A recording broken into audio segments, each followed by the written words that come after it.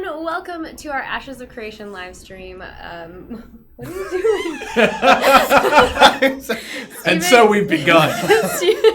Stephen is self-conscious about... We recently drilled a hole in the table. In the hole, we recently drilled holes in the table so we could pull cables through them because Zimmerman's awesome and he's been making our studio really nice. Steven. I'm sorry, it's on we'll screen. go through introductions first. If you're new to our stream, we have a lot of fun here. Obviously, we work at a game company that's, we try our best. Yes. I'm Margaret Krohn. I'm the community marketing lead here, and I will be acting as your host for the live stream, wrangling these people in. Yay. Mostly Steven. Wow! That was some shade. I'll leave you an umbrella. No, Okay. who are you? I am Steven Sharif, creative director at Intrepid Studios. Yeah.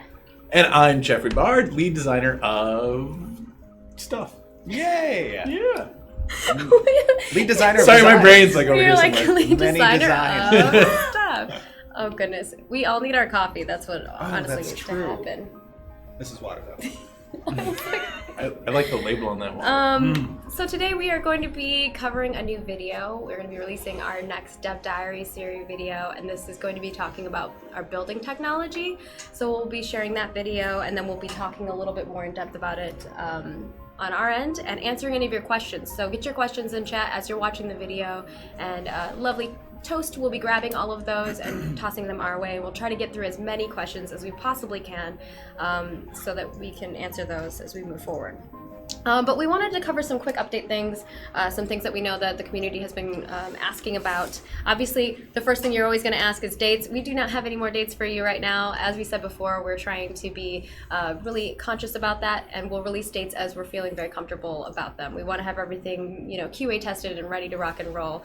But we will talk a little bit about some of the progress that we've had. So first things first is code redemption. I know all y'all have been asking about that. Currently, that is in progress. They're working on it. I don't have a complete ETA for you yet, but soon TM. Same with forum renames. We are actually, last night we did a thing internally that we are trying to work on the back end, and we just have a couple more steps on our end to wrap that up, and then we will give you probably a 24-hour notice for renames. We'll be posting that on our support channel, so that's AOC support on our Twitter channel. We'll also post it in Discord and let people know on the forums. I think we're going to have like a ticker that goes off, and it's just going to be up there all the time that will let you know that 24 hours until this thing is happening. So we'll let you all know in advance that you can grab your names quickly. We know there's a lot of people who are they want their names or they haven't posted yet because they don't want the name that's currently attached to their account there. So that's fine. So hopefully that answers those questions. Now we get to the fun stuff that you actually really, really want to know about, which is the progress of the MMO. So let's start with that. We did some really fun tests recently that we've been working on because we've been putting, our PI members know some secret stuff, but we've been talking to them about some of the things that we've been working on, and we're not going to talk about all of those things, but I know y'all wanted to share some things. Some interesting thing happened last week. Yeah, it was kind of a milestone. Yes, a little bit of a milestone. The first ever mayoral election for a node occurred last week. Yeah, and it was successful, went off without a hitch. Yes. The system works. Yay! Yay! It just took a little bit for the mayor to show up. Yeah, a little bit. Well, wait, what? No? Which mayor? Remember when you were trying to get the mayor to show up and he wouldn't show up? Oh, you're talking about... So there's there's a couple things. So the mayor was cool, but what wasn't cool was his helper, the guy who you talked to kind of do all the mayoral thing. Magistrate. He did not want to show up, so we got that. So basically, just so you guys are aware, the magistrate is an NPC that's placed within a node, and he contains most of the accessible services and systems, such as the tax raids and the questing and the building systems, launching all that kind of caravans. stuff, launching the caravan, stuff like that. That NPC didn't spawn. Yeah. I think initially He was a jerk. He was a jerk. He was being difficult. But we fixed it, and Jeff fixed it, and it did show up. Round of applause. Yes. So we elected a mayor. The mayor launched a caravan. We escorted that caravan across the map. It crashed. The caravan crashed. It flipped on its head, and then we started. Well, to be fair, he was driving the caravan off of a. He was driving a maniac. gigantic boulder. No, it wasn't boulder. Was it a boulder? It was a rib cage. And, right. It was one a of the giant rib rib cages. Yeah. and then he just kind of got stuck, and then it fell, And then physics went crazy, Right. and we started kicking it across the map like a soccer ball. It was pretty cool. It's fun. Everything's fun. It was good times. Hopefully we will when it gets a little bit more polished and presentable, we'll show you guys some footage of this stuff very soon. Yeah, and I think Still some things to fix. Yes. one of the things that I would like to do is I'm going to have some more video footage for you on live streams. That's something that we wanted to do. I actually wanted to have the caravan on this one, but we want to polish some bugs before we Make do sure we that. have a good solid driver. Yeah. And a better driver, maybe. Oh my gosh. So yeah, there's some cool stuff that we're in the works, and we're going to show you all the progress of those as we go forward with them. So I've been excited. Yeah. Anything else you all want to share about maybe where we're at? I know we've been hiring some new people who have been helping make some more content. Yep. Our game is huge, and we've been trying to put as much content in. Speaking of which, actually, we brought on board a new character artist, Jen C. She is great. She's fantastic. And actually, she just finished, I believe, the base mesh for the Dawnbreaker, which will hopefully be showing very soon for those of you guys in Kickstarter that have the Dawnbreaker. When did the Dawnbreaker become accessible? I think it was the Braver of Worlds. I think the Braver of Worlds and above, you all have access to the Dawnbreaker skin for the mount. So as soon as that is retopped and finished, we'll probably show some Dawnbreaker. We're going to be showing, we have a few mounts that we're going to be showing details about, and like 3D models and also armor pieces for some of them. So stay tuned, as well as a little bits of lore. So we'll have some articles that are going to go out with that. I know people have been asking about those type of things, so we'll be getting more. And we had our regalia armor, our lion regalia armor that came out, and we had little lore blurbs, and people were really excited about that. They're like, is this a regalia that we can, or is this an order that we can be part of? People were asking, or is it more of just an order that is part of the world? Yeah, I believe I answered that on one of the previous streams, is that there will be quest lines that allow you to access the Iron Lion society and organization, and you'll be able to achieve in-game some of the cosmetics that represent this organization and don it on your character. Yeah. Cool. Looks like we got a little bit of stuttering on the stream. Stuttering. Apparently the audio's coming through fine. Okay, cool. That's good. Well, at least you can hear us. That's all. You don't need to see my face anyway. Weird video issues and no audio issues. I know what's happening. We've gone through the other side. If you haven't noticed, though, we do have a new camera, so hopefully we're looking HD minus the stuttering.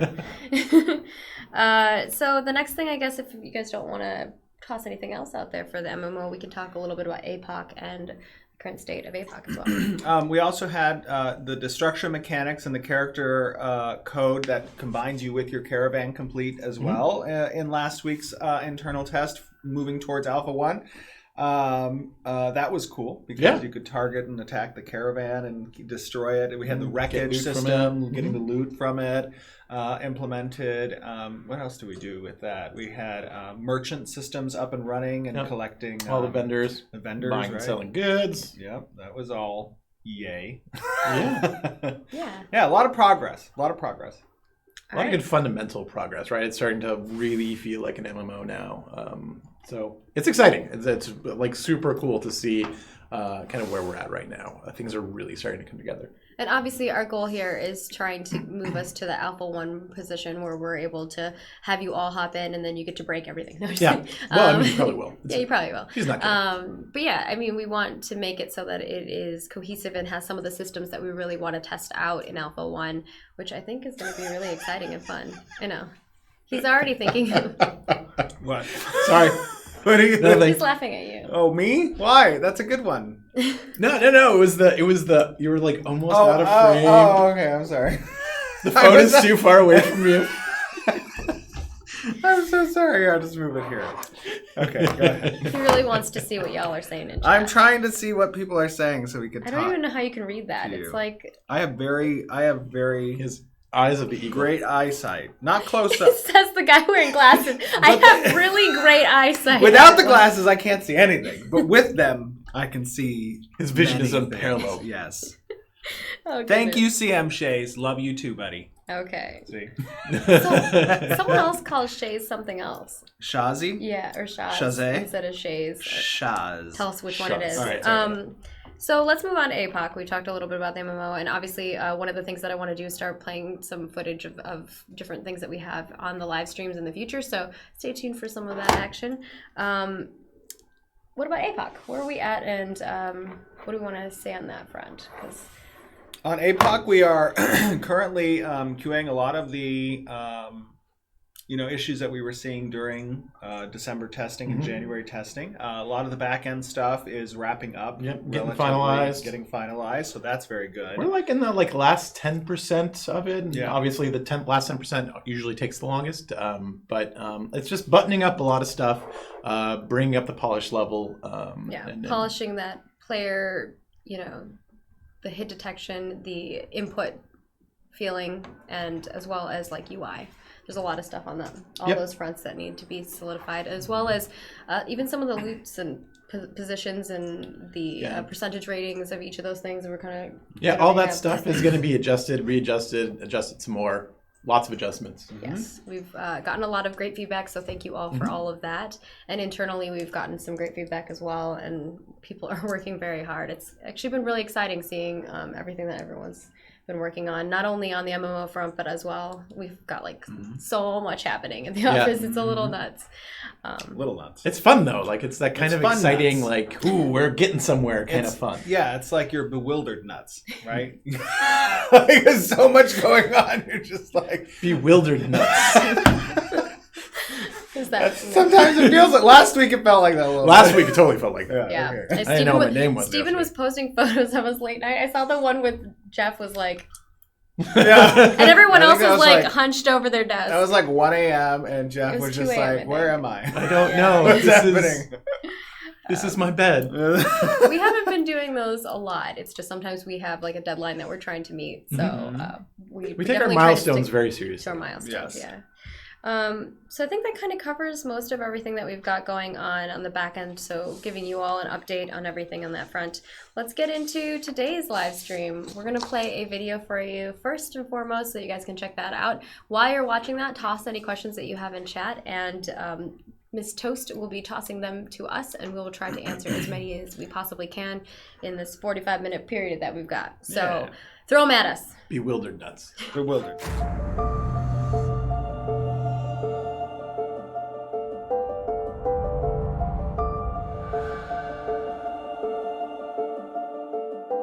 I'm Devin LaFontaine. My job title is Senior Environment Artist at Intrepid Studios.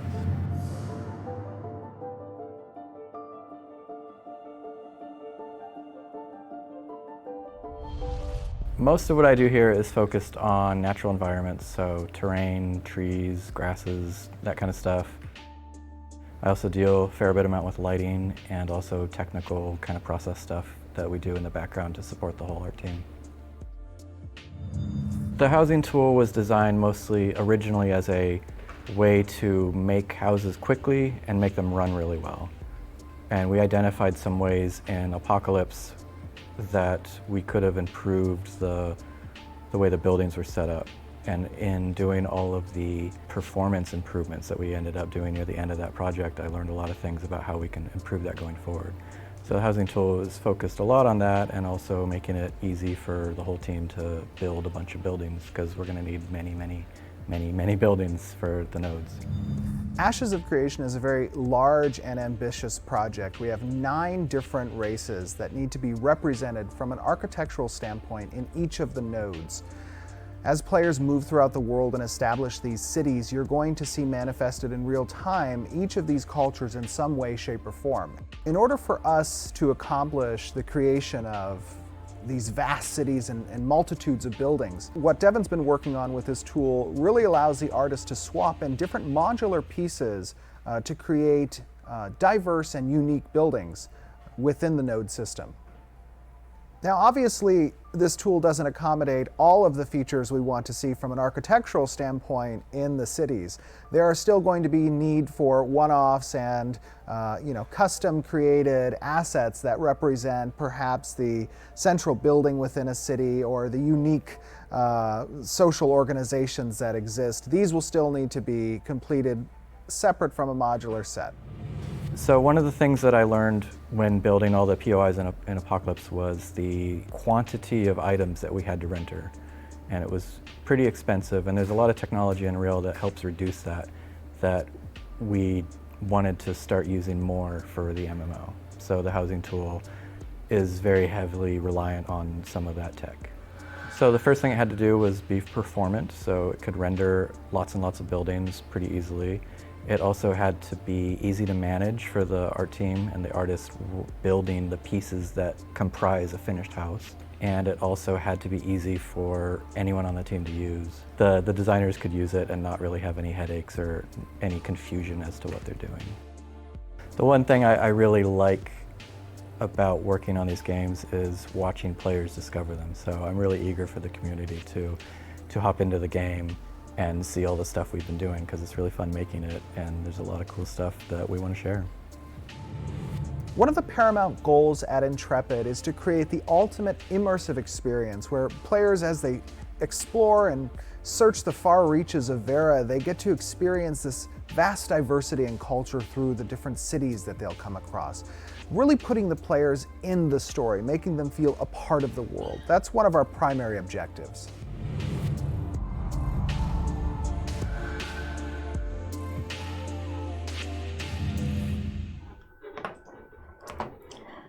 Well, we hope that you all enjoyed that, and Devin did an amazing job. He's very nervous. I feel like Thanks, Devin. Everyone's always so nervous, and I'm like, it's gonna be fine. I It's thought he gonna did be great. He's the Yeah. chillest cat in the world. Yeah. People constantly are like, he's like Bob Ross, because he's like has that really like chill voice, you know? He's Oh, a yeah. very Calm. calming presence. Yeah, but he speaks well, I think, that, and you know, loves what he does, and He's damn good at it. yeah, I mean, looking at the environments that we have right now and seeing how beautiful they are, I think he does a really good job with what he does. Obviously, we wouldn't have him here otherwise. Yeah. And I've gotten to work with Devin for like a really long time, like 13 years. Yeah, you guys were at So- SOE together, right? Yeah. So he's good people. So let's talk a little bit about the building technology tool. And if you all have questions in chat, you can go ahead and toss them in there. You can ask us other questions. We'll try to answer those as well. But we did talk a little bit about the MMO earlier prior to that. So I don't know if you want to start or if you want to start. Sure. I mean, so one of the great things about, that tool and what the environment team, is creating in Ashes of Creation. I mean, you guys see the environments within the game, right? And that's all in-game footage, everything you're seeing there, or it's in editor, right? The building of the actual asset Which is itself, effectively in-game. Which is effectively in-game, correct. We definitely are pushing the limits, I think, and Unreal Engine is a great engine to help us do that. What we want to be able to do is make sure that we can create in a timely manner, all the necessary assets that have to go into creating these nodes, these cities, right? And we don't want them to feel like a lot of the other games that we've played as players where we see the same asset over and over again, right? And that kind of gets unimmersive, when you see the same building over again. And we understand why it's done. I mean, in the past, there wasn't quite the, there may have been the technology to achieve what we're achieving now, but there wasn't the time or just general understanding on how to accomplish that, a while ago.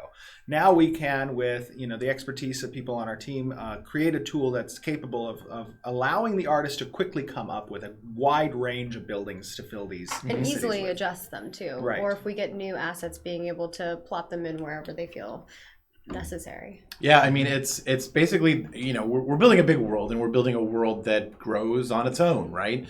And so we need lots and lots of assets to fill that world.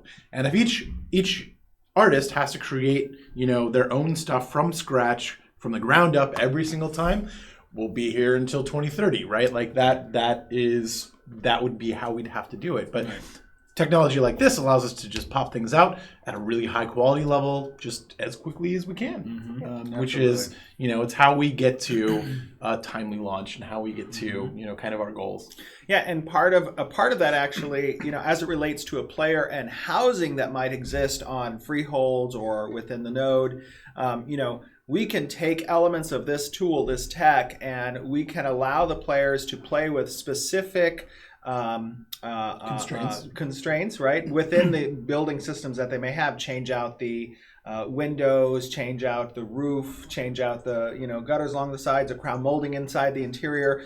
Change Doors, out exactly. yeah. Change out aspects that kind of make it unique and allow you to customize something that kind of represents your specific style, or just sets you apart from the norm, right? You can do your own interior decorating. Yeah. Yeah. And in regards to that, I think a lot of people do already have some skins that they've either purchased or things like that. And I don't know if you all want to talk about a little bit about how that can integrate into these, or will those just take over the entire skin of the entire house plot? Right now, they would take over the entire skin of the house. They're not separate little they're pieces. not individual modular pieces. They're not built that way. And again, that's sort of so we can get that effect, right? Like, a necromancer's crypt looks a very specific way, and we want it to look as a very specific way. So now that's not to I just say wanted to that ask the question. that's not to say now that the environment team, as they're building the necromancer's crypt, that they're not going to compartmentalize pieces of it that could then be reused somewhere else, right? That's kind of the approach on a modular system, where when you're creating an asset, you're not one-offing the entire asset. You're creating it to the confines of the modular system so that you can reuse those elements elsewhere that won't represent a necromancer's crypt again, but instead may use the window seal of it, or may use the gargoyle on top of it, something like that. And when you go back and you look at the video, and we'll see that coming up here soon as well, is you see all the pieces that Devin was panning over. He was kind of showing off some of the differences and like all these little tiny pieces that are all making these complex systems. Like right here, you're watching him build, and he's adjusting the roofing and adding little windows in the shingles. Like there's all kinds of little tiny intricate things that he's doing very, very quickly, and allowing us to have so much variety. I mean, we have so many nodes that need to be built, and especially if we want you to make it feel like every single time you go and create a new city that it's different, that this is accomplishing that goal. Right. I mean, I guess you'd want to think about, as a player, when was the last time you played an MMORPG that had 9 unique, distinct races in it, right? Yeah. I personally can't think of many. I can think of a few. But... I can think of a couple, but not to the degree I think of distinction that we're aiming for between our 9 races, right? Yeah. That's really. Here's the panning over of them. Yeah. So what you're seeing here is the modular set, right? So these are the individual components that make up the modular capabilities of this tool, and once you plug those into their specific categories, you can swap them out with other components. Yeah.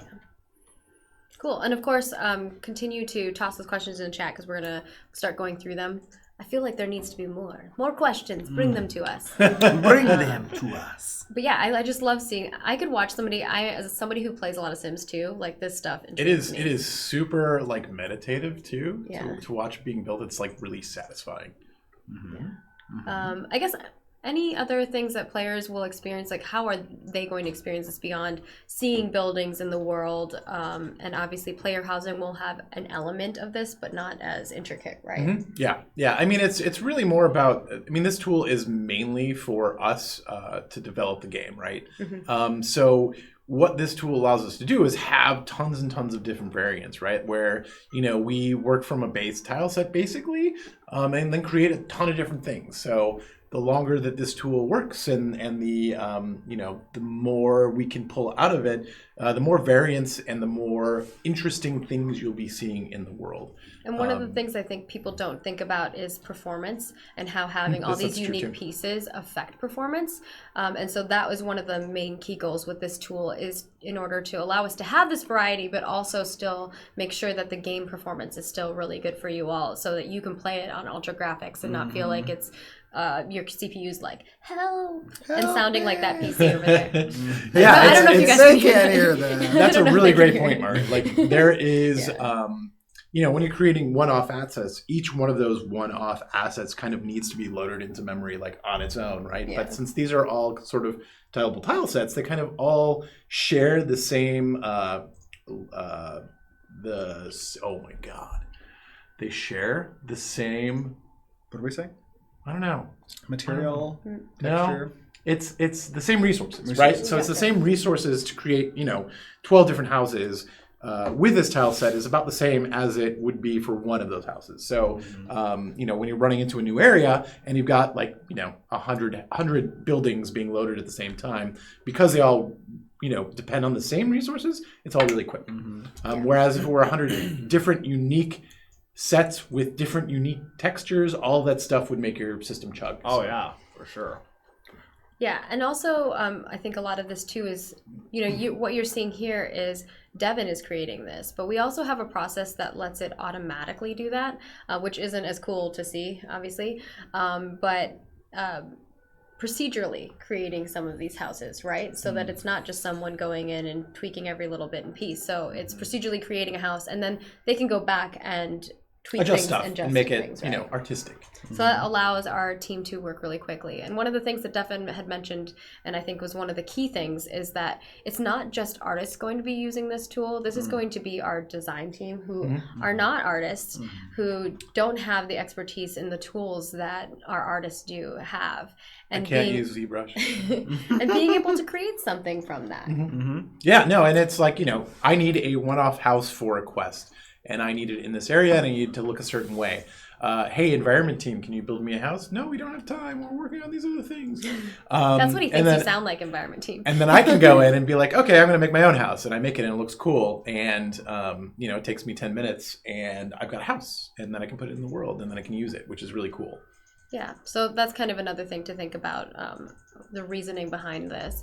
And it's been really cool seeing how I think Devin and Tad are really, you have a lot of people who are creative artists, but also have like this logical, systematic background and mindset. And I think watching them utilize these aspects of themselves and creating tools has been really exciting for me personally, getting to see them do something they're really passionate about and thinking about the longevity of the project and how much further we have to go, Right. And how quickly we need to One of make the that awesome come to things, fruition. obviously, is seeing, these guys with their vast experience, Bacon, Tad, Devin, Nate, Ryan, Tristan, they all have an incredible amount of experience, and being able to come together and jive well with each other and move this project forward from just a high visual fidelity standpoint in the environments is something that we've loved to see. And it's great to go back in time and look at, a couple so years good. ago, It hurts, what but things it's so look good. like and then where they are now, and then imagine where they're going to be at launch, right?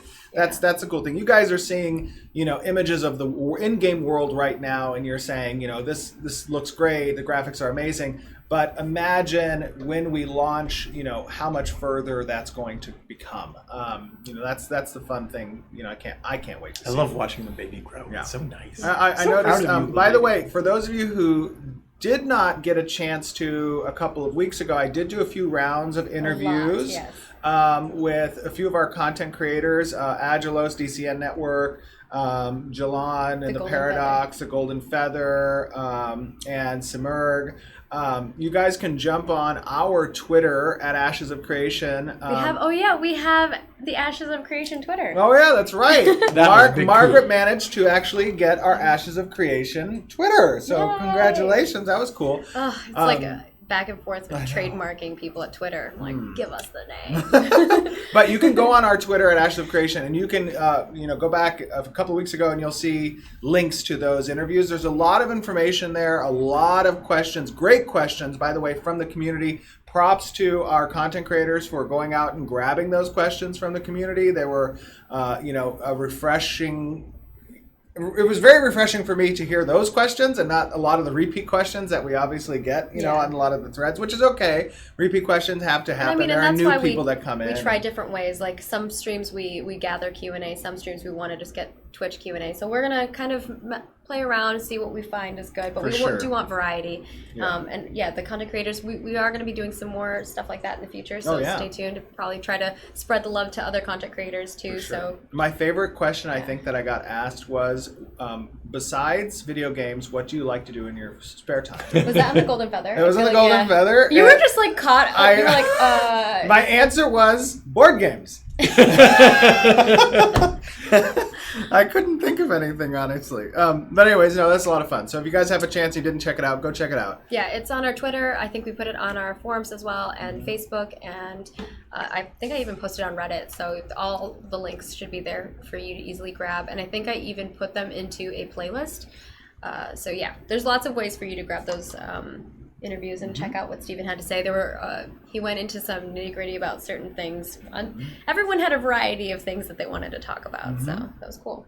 All right, let's get to the questions here. Make sure that you're tossing them in chat. Looks like I have a good amount now, but we still need more. This is not enough. I don't think you understand, man. We can get through some questions. All right, first we have from Cadwin was wondering, will there be certain unique traits we can choose and obtain in-game? For example, birth sign, background, like a scholar or outlaw, etc. And so this like reminds me of D&D. It would be nice if they give small amounts of boost. For example, if someone has a trait of intelligence, they get +2 int. That's kind of OP though. Yeah, I was going to say, I don't know about the power traits. I mean, obviously there are going to be progressive traits that you can accomplish, right? Yeah. Through building out your character and progressing.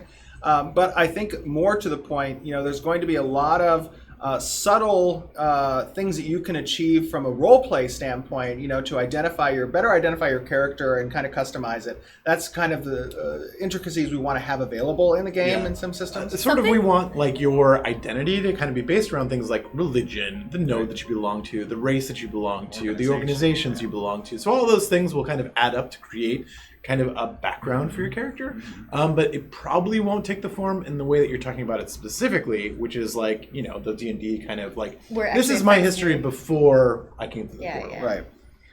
What I've seen some other games do is they actually just have like, it doesn't affect you stat-wise, but they'll give you like a sheet where you can write your own background story. People can click on it and read it. Oh, we'll certainly which is have that. Cool. That will be that will which I thought definitely was be a really part. fun. I think DDO did that. Yeah, I really loved it. And we, our plans, even from a web account standpoint, is to have those viewable, if you should choose, for other people to kind of On see your profile. your profile. Oh Exactly. man. Game to web stuff just stresses me out. I'm like having anxiety just thinking about it. No, like it's I want great. it, but I'm also stressed out. That's about one of my favorite things in another game I had played was when people could go see my character on the web, right? And take a look, obviously, at my Or on your mobile achievements or phone on my and look at mobile, it, whatever. That was a lot of fun. I liked that. Yeah. It is nice. Also being able to link it to people too. Like when you're applying for a guild, right? Sometimes they have like This is who I am. requirements, Yeah. right? Yeah. So our next question is from Diggs. We get to hear from Diggs often. A clarification asked for on the forums is whether the building's mayor/governments choose to build appear in between stages, or if they only appear after the node pops to the next stage. They appear question was in weird. the stage that you construct them in. So let's say the we're building. stage 3 and we're building a library. It will appear in that stage if you guys fulfill the requirements for building. Right. that building. Yeah. So basically, the mayor makes this choice. There's a period of time between that choice being chosen and it actually appearing as a building site, right? And that building site will then have some specifications and requirements on behalf of the populace, the citizens, and even outside non-citizens, if they want to participate, to achieve construction. Right. Yeah, and that all occurs within. But yeah, the you stage. don't have to wait for it to go to the next level to Right. see the results of those buildings. To upgrade to the next stage of Right. each specific building. For instance, like the college moves up until it's a university, right? At the different stages. But that is specific to a stage. So That would be different. that's the main building. The main Yeah. building is different. That's not a mayor-elected construction site. The main building will automatically progress with each stage development. Okay. I think the question was more in reference to like the mayor has choices on building sites of like specific like if you I'm want to gonna build build a shop apartments here. or build a shop or whatever. Gotcha. Then he can Library is a elect bad example. that construction site to be Perfect. So the mayor would be the one. right. Good question. We are going to have an article that will go over governments and citizenship. Both of those will be separate because there's just so much content within each of those that they have to be a separate blog post. But those will be a separate blog post after we get through. I think we're probably going to go through all the node types first. So we're going to have economic for next, and then we'll have divine and military as well coming up. So, there's lots of stuff coming still with lots of new stuff. Yay. McCrackasaur wants to know how much creativity. Hey, I don't name these people. I like it. How much creativity can players have in their own building creation, or will it be auto-generated based off of the nodes? So if you're it's not talking about node-based, freeholds, yeah. Which is what I assume you're talking about, there's a decent amount of it. Again, the whole freehold system is about sort of of land. your plot of land. It's not a housing system, right? It's like a building system, and you get to slot and play Tetris and try to find good synergies between the different buildings you have with kind of the end result that you want. If you want it to be a role-playing area, or if you want it to be, a processing area, or if you want to build a factory, like Exactly. I was those just are going all to say, things like, that- you don't actually have to build a house. You could decide to build, like, I want to be a blacksmith. I want to be the blacksmith, and that's my main focus. So all the things that I'm going to build are going to help make my blacksmithing better, right? And I'll have my house in the apartments of that node or something along those lines. Yeah. But from a customization standpoint, right? Like part of what this building tech you just saw in the video is the movement towards us allowing players to customize specifics within those buildings. So my Right, blacksmith so- might look different than your blacksmith, Exactly. right? And Yeah. give you that identity, not just from, this is Margaret's freehold, but from like, oh, that's Margaret's blacksmithery, right? Like I can tell this building is unique because of the accents that she's chosen from, the potential customization on these Yes. buildings. I will The have actual Margaret's layout armory. of it will remain the Right, same, yes. right? The layout won't change because the layout's important for the synergies to work together. But in terms of like the detail work and the furniture you place and kind of the wall paneling that you have and all that stuff will be swappable. Awesome. I'm going to spend so much time doing that. It's going to be great. And then I'm going to make armor and murder everyone. I'm just kidding. Wow. Rabbit Games wants to know, will there be any race crossover for buildings? Basically, a way for architects to show that a node is made up of as many elves or as dwarves. Ooh, interesting. So I think each node is going to be The node specific to a race. The node itself will be specific to a race. Yeah. One race will be ascendant, and that will be the kind of culture of that The race. ascendant race. The outside, like again, the freeholds that you're building outside can be, accented based. You don't have to stay within your race in terms of accenting. Correct? Correct. Yeah. So yes, you could make that kind of give the feel of it, but the node itself always looks to one race as being that ascendant. Right. But your freehold, you can choose what you want Right. it to look Yes. like. It does not have to match the node. Right. Correct. Yeah. And you could have a crypt there if If you that's want. what you choose. A crypt. It will be very interesting. Our next question is from Crystal Surface, who wants to know, are there any plans for maybe giving access to the building creation tool to other users? Maybe the community can also do some individual designs which can be used by Intrepid. I'm thinking of community building challenges, for example. I think I did something like this at another company that I worked at. That would be cool. I mean, it obviously it requires us, That would be really hard to do. playerizing the tool, Mm-hmm. right? So taking it out of the editor and putting it into a module, a module that the Its player own- can download its own, kind of like a character creation suite. Its own app. It Yeah. would have to be a building creation suite. If there is time and there is, interest from the community, which I imagine there would be, it would be great to have. Mhm. I think it would be really cool. You could do contests with it and create buildings, and we could use those buildings in game and stuff like that. That'd be awesome. But right now, that's not on the roadmap. Yeah. Yeah. And it might It also would be, take some doing to turn Yes. that into that. And I also think like the housing stuff could also change as we progress down the years too. Oh, so for sure. maybe down the line, like the first thing you get is like you're getting all these pieces and Right. putting them together like Legos, right? But later down the line, maybe it is you're moving walls around and stuff like that down the line. I think, but obviously that would take a lot more Yeah. programming around. I mean, so when we're talking about like what our plans are, we have two different categories. We have plans for launch, right? And we have plans for post launch. yeah, future. Plans for post launch, something like that would be great. Yeah. Additionally, I mean, from a creation standpoint, one of my great desires is to incorporate a creature character suite, basically, where summoners and or animal husbandry or pets, you can customize the look of your creature. That would be great, and so that way you can be identified uniquely by, I know that this is this guy's horse. Like I've seen that guy before. His hooves are like 5 times the size of the horse. No, I'm just kidding. but like, there's something But very why? great. But there's Giant hooves. but Better for smashing the idea there is What to happened to your give horse? the character as much uniqueness and customization that's possible. And that won't be in place for launch, but that's stuff we're looking post launch. And I mean, we've been thinking about it with, for instance, griffins and hippogriffs and like how they're similar, but they have different aspects of them of different animals, right? So I think that's like a good example of how animals can Take mesh this head together. over there and put it on that Yeah. body and give it human hands and 10,000 human hands and it crawls on the ground. No. No? That'd be awesome. Wouldn't it be awesome? No. Okay, let's get on to the 10,000 next human question because I hands. don't like this. It's making me 10,000 human baby hands. Oh, that'd be creepy. Okay, They're corrupt. L Symphony wants to know, so we can or can't build houses from scratch? You cannot build houses from scratch. At least not from launch. You can use pieces to accent them. You can change a lot of stuff about it and sort of like how it's built, but the buildings themselves will have their own footprint. Yeah, you'll get a blueprint that you can utilize that you put on your plot. Mm-hmm. Yes, and then you can accent that with different other buildings and attributes and things of that sort. Hopefully that answers your question. Christia, I don't know if I'm saying your name right, wants to know what housing/decor editing features will be available in Ashes of Creation. Specifically, one, will players be out? I'm going to ask each of these separate.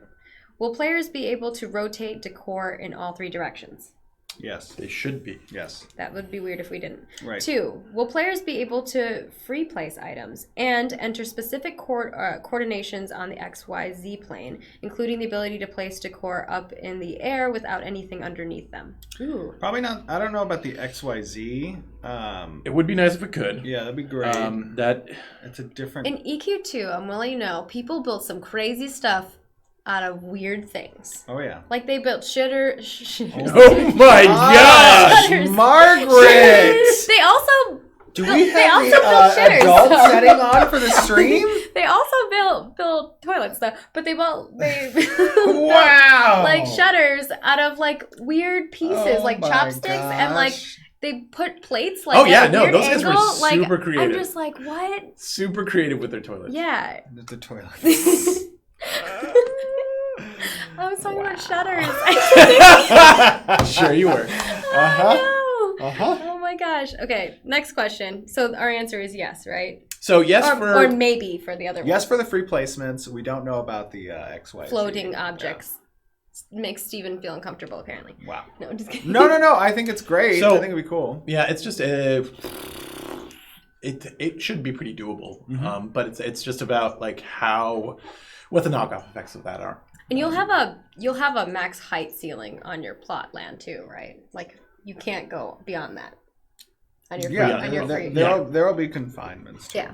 And then our third question here is, will players be able to scale the size of decor? And if so, will size scaling be limited to a specific size range, like in Rift, or have an essential unlimited? I think they're all specific, right? Because that's part Scaling of the gets thing. weird.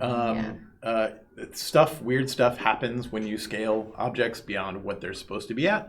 It's something we'll have to look into. We'll certainly explore that Because that changes textures and animations too on objects if they. And we can get more use out of objects if we can scale them. But obviously, there definitely will be constraints on them. There will be things that we don't want to go beyond a certain size. I think internally we can do that. Yeah, For sure, because I've super easy. messed around with some stuff before. It's just a matter of like making sure I've that made it a all giant looks good and creature all once. looks. Yeah, we want to make sure that things make sense from an immersion standpoint as well. Like, we want these assets to exist within certain confines so that they represent what they're intended to. Well, and my thought was like the way that the freeholds work in general is that they're very much like your job is to put things in a space. So if things got bigger than that space, then you would not be able to place them. You know what I mean? Yeah. Because the power will change them too. And we also have to worry about collision and all that stuff. Yeah. So our next question here is from Jay Alabaster asking, will the player stalls, kiosks, be modular and customizable for the player? There will definitely be flags for items you can have represented at your kiosk. Like on the counter. Like on the counter, potions, scrolls, weapons, and armor, shields, stuff like that. So you can kind of, it's a great indicator also for prospective buyers as they're moving through the market area. They look at kiosks and they can say, oh, I know they're selling weapons over here or they're selling armor or whatnot. Those are definitely going to be components that we want to have flaggable for the player. We also have to keep in mind that all this stuff is in the open world and we have to be a little bit careful about all the stuff that we put in them. I love it. I'm excited. Okay, Blamey wants to know, to what extent the buildings will be destructible during the siege? Completely. So I think there's actually a video that you're going to be showing sometime in the future. Sometime in the future, yes. Yes. They're finalizing some of the tech for it. I think we were wanting to tease it before, but we still have to make sure that everything works. Open Performance, questions. yeah. Performance is our main thing. So if we show you something really cool, we don't want you to be like, yes, that's happening. And then we find out that performance-wise, that specific way is just not going to happen. So. Yeah. And part of that comes down to really replication of that destruction physics to other clients on the server, right? If you have to make sure that, a piece of the building that falls impacts impacts and hits somebody, everybody needs to know where that piece is falling. Oh which my means gosh, to- you need to be able to And if there's run. You have to hear thousands it of them. and coming if there's down. yeah. thousands, Becomes a exactly, problem. then it becomes a little bit of an issue. So that's something that we're working on. But so destructibility of buildings, completely destructible. On my tombstone, got hit by a piece of rock. Did not see it because did not replicate. So I guess, do we want to talk any bit further about that, like how the extent of buildings being destructible? Like so what when we're talking is about- what we want versus like Yeah. where we're currently at? So I mean, right? there's two prevailing thoughts when it comes to destruction, right? The first is the way it's traditionally been done is that you have a building mesh, right, and the building has hit points, and you incrementally set a period in where you swap that mesh out for a further destructed state based on the hit point degradation that the building has. We've seen that in a lot of games we played, in Lineage 2, I remember always seeing, the side of the castle wall as it took damage. I would watch that giant mesh swap out for the new mesh that has the hole in it, right? Yeah. And that would be kind of how you would do destruction. Nowadays, what we're looking at is, and what's going to be shown in the video is something that is more indicative of real destruction, right? Where you have impact physics and where the projectile hits the target or where the skill hits the target, actually that's destruction where that- occurs. And where you make the hole is where the hole is. Yes. And then when you could like climb up and grapple and go into that hole, Right. like that kind of stuff. And at that yeah. point, there's no like states at which you're ensuring accessibility becomes a certain way. Instead, it's much more fluid, representative of Organic. real organic kind of destruction, where the players can focus their attacks on a particular area and perhaps open a small tunnel through earlier than they might have been able to should it be a hit point system, right? It's kind of it'll be unique based on the battle too. Right. Like, that's kind of the idea. And I guess just to answer questions, a follow-up question to that I'm sure people will have is in regards to the destruction, the entire node can be destroyed, right? And like people can siege and destroy the node, and then they can also destroy freeholds that are in the area. So the idea behind sieging is I that think we talked about it a bit. we've talked about it a bit, but just a really quick recap is that when a siege period gets declared, there's a period of time for the defender and attackers to prepare post-declaration, and then there's the siege itself. During the siege, yes, buildings can be destroyed. They can be targeted. Let's say the attackers are going to, they've decided that they're going to lose the siege. They're not going to win. So what instead they've decided to do is shift their focus on destroying Scorched essential earth. buildings, basically. Scorched earth kind of strategy. If we can't, have it, then neither can you kind of thing. Now it'll take time to repair. There's certain mechanics that are available post siege where the city can rebuild. It can put resources and materials back into those buildings, and they'll become reconstruction sites. Really similar to the building. Similar to the building mechanic. We'll use the same kind of tech. Until it's reconstructed, services will be disabled, NPCs won't be available. It'll hinder the growth of that city per se. This is one of the mechanisms that we want to grant players to prevent the progression of nodes, especially if they're competing with, let's say, another node or something. And then with regards to freeholds can only be attacked and destroyed should the node lose the siege. So if a node loses the siege, there's a period of time within that node's zone of influence, its purview, its territorial purview, where freeholds that exist out in the territories, they become vulnerable for a number of hours. And players can defend their freehold, and freeholds have hit points, and the individual buildings on the freeholds have hit points and whatnot, similar to the node. And then once that period of time is complete, those number of hours are done, the freehold becomes invulnerable again. Now, that freehold doesn't exist any longer under potentially under a village or higher node because its node was destroyed. There will be a grace period of a number of probably up to, depending on the size of the node that it was previously under, up to 2 weeks where a new node could spawn and they could again be under the purview of a node and be okay. If not, then the freehold will disappear. They'll save their interior decor items and they'll get the mounted, schematics yeah. back. They'll, get a portion of the materials back and they'll be able to go lay their freehold down on a new node. Yeah. And they'll be able to save their layout of decor as well. Yeah, because I think some people were asking, like, can I just own a freehold out in the middle of nowhere? Can I be a hermit? You cannot be a hermit. Yeah. You have to be a part of society. You're not allowed to be a hermit. Can somebody be a hermit? Yes. Is that the question? In the middle of nowhere. Yeah. In the middle of With no nowhere? Oh, no. Okay, Yeah, got it. that's what my follow-up thing You could be in the middle of nowhere, though, in a node. Our next question is also kind of relevant to this. Instead of the sieging, it's when a stage increases, and this is from Akumara198 asking, how are you going to deal with the updating node level from a town into a city in real time when the MMO is live? So I think a lot of people have actually been asking, like, what is this going to look like? So I have a city, and now it is, or I have a town, and now it's going to be built into a city. Does this happen like this, or are things slowly building? Do walls get taken? Like, how does it look to a player, right? Currently, the way it works in it's all real time. yeah, it's all real time. Currently, if you're in, let's say, the node and it advances, It just it checks. So first, the system checks: are you in a spot that is collision? Is it bad? Is it a bad spot? If you are, the system will move you to a safe area, and then the node will spawn. Now, what we'd like to do before we get into probably Alpha 2 is we'd like to convert that process into something that's a little bit more organic. And more cinematic feeling. Exactly, Yeah. right. So it makes sense, like, maybe there's, builders start to appear and like construction sites go up, and it's maybe over a period of an hour or 2 hours that this, city becomes built, Right. kind of thing. Yeah, but right now it's Right now pretty it's like instant. that. Yeah, and it doesn't there's no lag or anything. there's Like not. it just No happens. lag. It's a good system. Weird. Yeah, it's a very good system. Not weird in a bad way. It's just weird. Yeah. Because you don't It's like, expect it from wow. a game like this. It's like we're doing some stuff on a scale that I don't think has really been done before, which is fun. Yeah. Our next question, I think we have like 3 or 4, so I think we'll be able to get through all of these by the time, depending on how long we take on each of them. We've got Pod6 Gaming wanting to know, how much customization will there be for the inside of the home? Pictures, tables, vases, rugs, decorations, and will they all be crafted or looted? Ooh, I like A that. little bit of the above, yeah. Mm-hmm. But there will be some things that you must go hunt for, and there will be some things that you can craft, and there will be some recipes that you'll have to hunt for. Yes. But Can we make want us to get a have rug.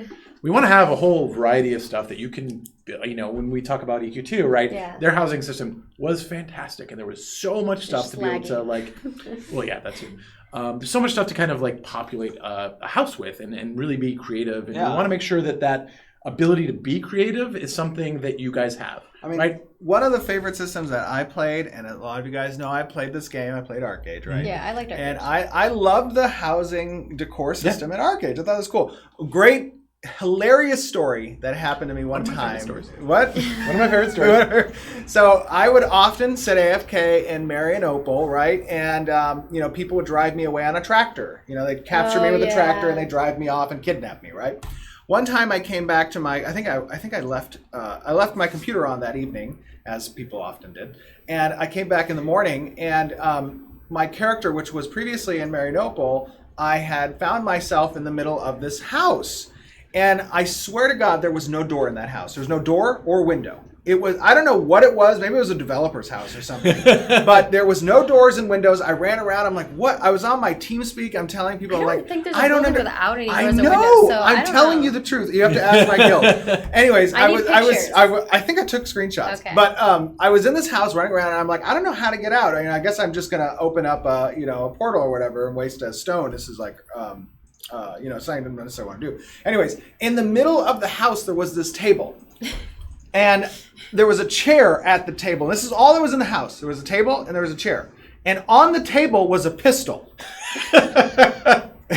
I thought it was the coolest thing. Someone was trying to send you a message. I know. I thought it was the coolest thing I had ever seen. What did you do, Steven? Oh, a lot of bad things. But I thought it was awesome. And that type of customization, people can have fun time, stories, interesting, interactions with other players. I have a story for housing, but it's not like the same as on that front. I actually used to run a housing, like an interior decorating housing website for Vanguard Saga of Heroes. So I don't know if people, but I loved their housing because you could put like armor pieces, like your old armor pieces on like a thing. But we actually made a beer pong table with cups because you could like move cups around and stuff. And so we would do the /roll, and that's how we chose how we did the beer pong, and it was really fun. That's cool. But we did like a lot of stuff like that where it was just like utilizing the environment. Stuff in interesting ways, right? Yeah. Like we'll never think of all the different ways people can use something. We want to make sure you guys have tools to do cool stuff There like were that. people We'll have to make an ale pong table. We will. Yeah. That'll be one of our parlor games. Yeah, that'd be great. Ale pong. Okay, we got to move on to the next question. Sorry, we get a little too into it. Our next question is from Shoxer22 asking, are there any buffs or advantages for having a house/building? And kind of, not buffs, but like advantages, kind of. Yeah, well, I mean, Because you can do stuff. in order to, like, you know, be a successful processor, right? Like, you're going to want to have some kind of industry on your freehold, right? And the freehold is what kind of allows you to do those things efficiently, right? So that's a big part of that. You will also, like, when we talk about, like, if you want to run an inn and you want to serve some food there, Yes. and that inn has kind of an area of influence around it. And if you go hunting, you eat some food in the inn, you go out and have hunting, you get this inn influence. You have to and cook stuff That's one of the to be able key to sell it, business mechanics, actually, is that area buff that comes with particular business establishments on freeholds. You know, taverns are one example that we've used, and that food that you just described, giving a buff when in proximity to that freehold. So if you're hunting in an area, you know, your real estate location is actually something in the game. Right. Yeah, that exists. And then also, like, in terms of, like, if you have a freehold, that means you're a citizen, right? And if you're a citizen, you get certain advantages over other people who are a part of that node. So yeah, I mean, it gives you all sorts of stuff. I It's see not just cosmetic. someone in chat named Cameron. Oh, Cameron. Cameron. It's okay. Has a question he's been posing a few times. He says, can you guys touch on a little bit what you want naval combat to be like in AOC? It's been a while since we've touched on that. Yeah, it has been a while. I think it would be cool to kind of touch on it a little bit. I mean, Sure. Obviously... It's a long time from now. It's okay. Yeah, no, for sure. It is a while from now, obviously. But the ideas behind, you know, what we want to accomplish in naval combat is, obviously, we want classes of ships that exist, right? And those classes will have a different amount of material requirements in order to construct those in a dry dock space, right, from land. One of the key components we talked about, and I talked about it on a couple weeks ago, one of the streams I remember, is that if you win a battle at sea, you know, we don't want the ability for the opposing team to just be able, that lost the battle, to respawn their ships out in the middle of the water. That never really felt good to me in the games that I played that have had, sea-based battles available. Instead, there should be a penalty where they have to respawn from land and then come back out to a harbor. and go to harbor. Exactly. What if you're like out in the middle of nowhere, you just swim back? Yeah, right. Or you respawn when you're dead. Yeah. That would be something, you know, that we think is pivotal to when it comes to rewarding a person for successfully winning a combat. We want those combats to feel like there is an end to it, right? Like, it's not just this, I'm respawning, and then when I get bored, I stop, right? Yes. It should be like I won this battle, or we won this battle. And then the other thing about, you know, the ships that you build in dry dock is we want you to be able to constantly be upgrading that ship, to be introducing new components to it, perhaps new materials, reinforcing the hull, you know, upgrading the weapon systems, all of those systems. Your dry dock will become kind of the place where you can always resummon that dry dock and add new components to it, right, to make it stronger and better. It'll maintain the same class, right, same schematic and whatnot, but you'll reconstitute the ship and refit it basically with better material or better systems as you discover them. Yeah. Cool. All right, we got a few more here. I think we've got 3 more. We'll try to get through these. Unknown System Error wants to know, since freehold skins were part of the package, how will those integrate into the new plan? I think we already talked about that, which is... Yeah. So the cosmetics you buy are of its own thing. They're a package deal. So you're not going to be able to necessarily customize those things. It's just the other kind of more generic, so generified, you would put that on non-monetized a building, stuff, and then it would now look like that. Our next question is from Risky Move. Wants to know, buildings usually are located next to roads. Do you already have plans on how a node road network will be made? Going deeper into this, is there any plan on how to connect different nodes with roads? Yes. No, roads are a fun, difficult to solve problem that we have a good plan for. Where you have a node, there is no roads by itself, right?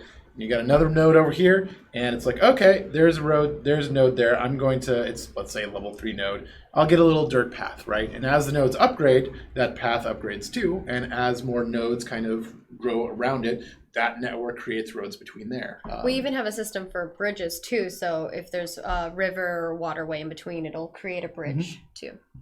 Yeah. So yeah, I mean, we do have a plan for roads. We think roads are important. It's kind of like one of the fundamental things that civilization provides to the world is linking up different communities, right? And the idea that, you know, all roads lead to Rome is a very classical And roads also have a very specific mechanic when it comes to traversal for caravans specifically, right? And caravans have systems in place that allow them to be better not road friendly if need be. Right. And that's kind of the more frontiersy kind of caravans that you'll probably have. So you choose your caravan based on like the path that you're going to take. Exactly. You know, if you're running a path from metropolis to metropolis, you're going to have these perfect roads the entire way. You may choose not to incorporate the specific material, the specific like off-roading material, wheel recipes for that caravan per se. You might focus then again on, like, you know, armor for the highwaymen that you may encounter. Because you know you're going to be on a road, and those highwaymen your know goal you're will going to be be speed, there. right? Speed and armor and buff. Yeah. I'm also really excited for whenever we do start adding like the little details of when a node is building up to the next stage, seeing little road workers like on the street. Oh, it's so cute. Now we've got our last question here from Twitch chat, which is from Liat, and they want to know, how are you going to prevent every square inch of the map covered by freeholds?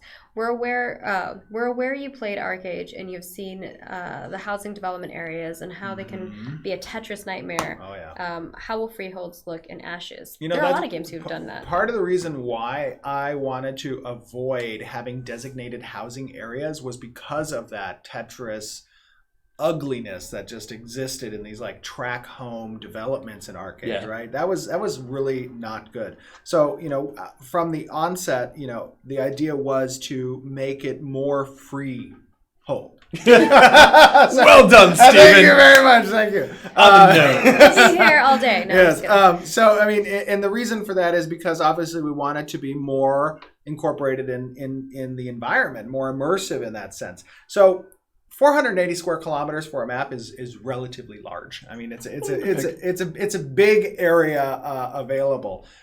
So there's going to be considerable space between freeholds, I believe. But if people want to place their freeholds together with friends and whatnot, you know, they'll be able to do that, and perhaps a little hamlet will form. You know, right? And that's kind of cool. Yeah, exactly. And also keep in mind that freeholds need a node to live. So not every square inch of the world cannot be filled with freeholds, because there will be some designated wilderness areas based on what nodes have developed. Yeah, because there can only be 5 metropolises too. Keep that in mind. And if people, you know, purposefully construct their freeholds to look ugly and abrasive, then a giant sandal will just come out of the sky and smash the house and then move on. I'm just kidding. Now I kind of want GMs to have a giant. I'm gonna drop the sandal on you. We have talked about every patch hiding a sandal somewhere, though. We have every patch hidden a sandal somewhere. This is true. Even in Apocalypse, and no one has found the sandal. Yet.